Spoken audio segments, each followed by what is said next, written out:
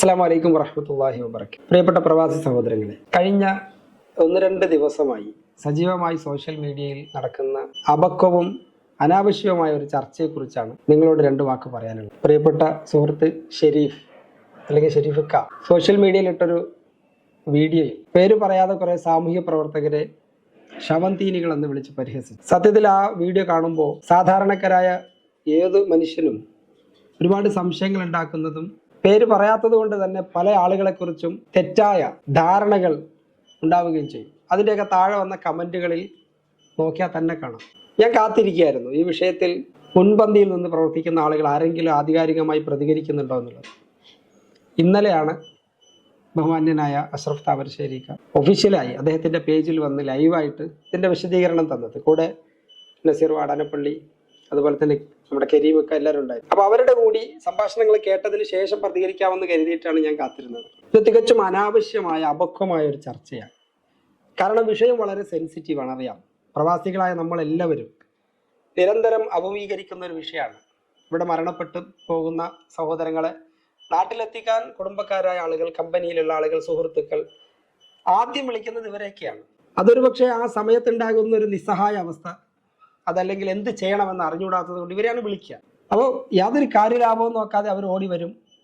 നമുക്ക് വേണ്ടി എംബസിയിലും കൗൺസിലേറ്റിലും CID ഓഫീസിലും പോലീസ് സംവിധാനങ്ങളിലൊക്കെ കടന്നു ചെല്ലാനുള്ള വഴികൾ പറഞ്ഞു തരും.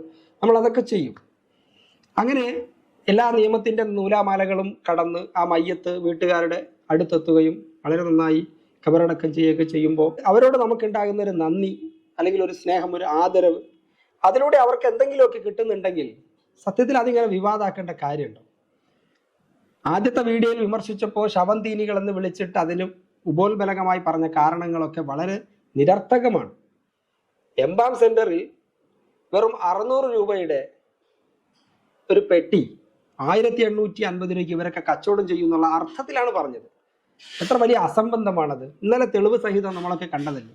ആധികാരികമായി എംബാം സെന്ററിൽ അവിടെ കൊടുക്കുന്ന പെട്ടി മാത്രമേ നമുക്ക് വാങ്ങാൻ പറ്റൂ. 1840 പ്ലസ് വാറ്റ് അടിക്കുന്ന ഇൻവോയ്സ് ഒക്കെ അവർ കാണിച്ചു തന്നു. പിന്നെ അതിലെവിടെയാണ് അഴിമതി? നിങ്ങൾ എവിടെ നിന്നെങ്കിലും ഒരു പെട്ടി കൊണ്ടുവന്ന് അവർ സ്വീകരിക്കൂല. ഇന്ത്യൻ കൗൺസിലേറ്റ് ഇവിടെ നിന്ന് കയറ്റിവിടുന്ന മൃതശരീരങ്ങൾ കബറടക്കം ചെയ്ത് കഴിഞ്ഞാൽ അതിന് ചിലവായ ക്യാഷ് ഇവർക്ക് കൊടുക്കുമെന്ന് എന്തോ വിവരാവകാശം കിട്ടിയെന്നാണ് അതിൽ പറയണത്. അതും എത്ര വലിയ അസംബന്ധമാണ്! അത്രയ്ക്ക് നിരുത്തരവാദപരമായ പ്രവർത്തനം നടത്തുന്നവരാണോ ഇവിടുത്തെ അധികാരികളും കൗൺസിലേറ്റൊക്കെ? മരണപ്പെട്ട വ്യക്തിയുടെ പേരിലല്ലേ അതൊക്കെ പോവുക. അതിലെങ്ങനെയാണ് ഇവർക്ക് അതിൽ അവകാശം ഉണ്ടാവുക? ഇനി അത്തരത്തിലുള്ള അവകാശങ്ങൾ ഇവർ നേടിയെടുത്ത് അനർഹമായി നേടിയെടുത്തിട്ടുണ്ടെങ്കിൽ തന്നെ അതൊക്കെ ഇങ്ങനെ പരസ്യമായി പറഞ്ഞുകൊണ്ട് സമൂഹത്തെ തെറ്റിദ്ധാരണകളിലേക്കും പേര് പറയാതെ മുന്നിൽ നിൽക്കുന്ന മുഴുവൻ സാമൂഹ്യ പ്രവർത്തകരെയും അടച്ചാക്ഷേപിക്കുന്ന നിരുത്തരവാദപരമായ ഒരു സമീപനമാണ് അതിൽ നിന്നുണ്ടായിട്ടുള്ളത്.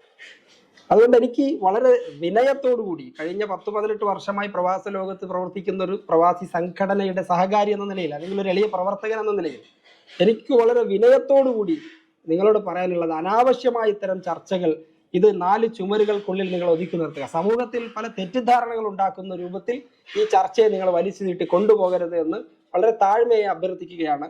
ഇത്തരം ചർച്ചകൾ ചെയ്യുന്നതിലൂടെ സമൂഹത്തിന് ഒരു ഗുണവുമില്ല. അതേസമയം എന്തെങ്കിലുമൊക്കെ നല്ല കാര്യങ്ങൾ ചെയ്യുന്ന ആളുകളുടെ മുഖം കറുപ്പിക്കാനും അതോടൊപ്പം അവരെ അതിൽ നിന്ന് മടുപ്പിച്ച് സമൂഹത്തിൽ നിന്ന് മാറി നിൽക്കാനും ഇത്തരം നന്മകൾക്ക് വേണ്ടി മുന്നോട്ട് വരാൻ നിൽക്കുന്ന ആളുകളെ കൂടി പിന്നോട്ടടിക്കുന്ന ഒരു കാര്യമാണിത്.